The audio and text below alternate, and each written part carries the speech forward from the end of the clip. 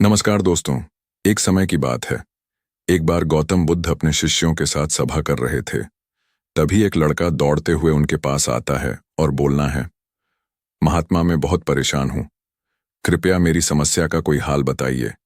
ऐसे ही चला रहा तो मैं अपना मानसिक संतुलन को बैठूंगा। बुद्ध बोले, अरे ऐसी क्या बात है, तुम क्यों परेशान हो, अपनी परेशानी बताओ। वो लड़का कहता है कि मेरे माँ में ना चाहते हुए भी बार बार अनावश्यक चिंताएं घर लेती हैं और मैं हर बार गहरी चिंता में को जाता हूं और उसके बड़े में बहुत बार सोने का जाता हूं।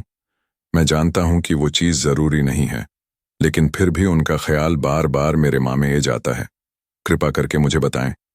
मेरे माँ में आए और मैं उनके बड़े में ज्यादा। ना सोचो मुस्कुराए और बोले, इतनी सी बात है, तुम इतनी परेशान हो गए। एक बार एक भिखारी एक सेठ के घर पहुंचा और सेठ से कुछ मुड़े मांगने लगा कि भिक्षा में मुझे कुछ दान करो। सेठ आया और अपने जब में हाथ डेल, लेकिन उसके जब से कुछ भी नहीं निकाला। उसने दोनों ओर जब में हाथ डालिए, फिर भी उसकी दोनों जीजी से कुछ भी नहीं निकाला।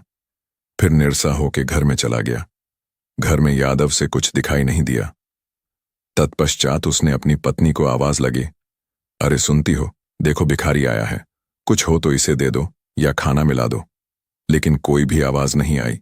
अंदर जाकर देखा तो उसकी पत्नी घर पे थी। ने उसको कुछ समझ में नहीं आया। उसने क्या किया, बगल में थाली पड़ी थी, वो थाली को उठाया और उसे भिखारी को दे दिया। खुशी खुशी चला गया तो उसने पत्नी से बोला, तुम कहाँ गई थी, भिखारी आया था, मुझे कुछ दान देना था, लेकिन मेरे पास कुछ था ही नहीं। तो पत्नी ने पूछा, फिर तुमने धन में क्या दिया? उसने बोला कि यहां पे एक थाली रखी हुई थी, मुझे कोई और वास्तु नहीं मिली, इसीलिए मैंने वो थाली उठा के उसे भिखारी को धन में दी थी। पत्नी चिल्लाने लगी, अरे तुम्हारा दिमाग खराब हो गया है, क्या तुम पागल हो गए हो? वो थाली नहीं है, वो चांदी की थाली थी, वह बहुत ही कीमती थी। तुमने वो थाली उठा के भिखारी को दे दी। दौड़ के जो और उसे मांग के वापस लेकर आओ। तुमने क्या कर दिया? वह सेठ घर से बाहर निकाल जाता है उसे भिखारी को ढूंढने के लिए कि भिखारी कहाँ गया। काफी दूर जान पर आखिर वो भिखारी दिखाई देता है। उसे दूर से आवाज लगता है, अरे भाई, मेरे भाई, रुको रुको, क्या हुआ सेठ जी, आप इतनी परेशान क्यों कर रहे हो?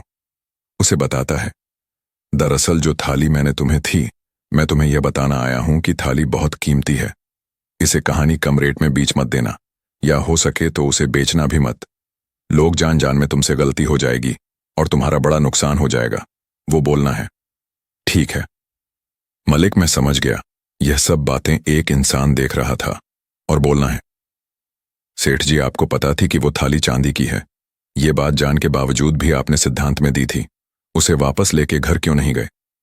फिर सेठ जी मुस्कुराने लगे और बोले, दरअसल मैंने वो थाली उसे दान कर चुका था और दान कर दिया, मतलब इस पे मेरा कोई हक नहीं, और जब मेरा कोई हक नहीं तो मैं भला परेशान क्यों हूं? तो उसे व्यक्ति ने पूछा, अगर ऐसी बात थी तो फिर आपको दौड़ की इसी वापस बता नहीं, क्या जरूर है?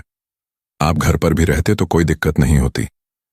सेठ जी ने फिर जवाब दिया, दरअसल मैं चाहता था कि चलो मेरे नुकसान हो तो हुआ, लेकिन आगे उसे गरीब भिखारी का नुकसान ना हो, क्योंकि अगर इस बात पता नहीं होती तो उसे कम दम में कहानी भी सकता था, इसीलिए मेरा नुकसान हुआ तो चलो ठीक है, लेकिन उसका नुकसान हो जाए फिर उसके साथ बड़ा होगा मनीषी।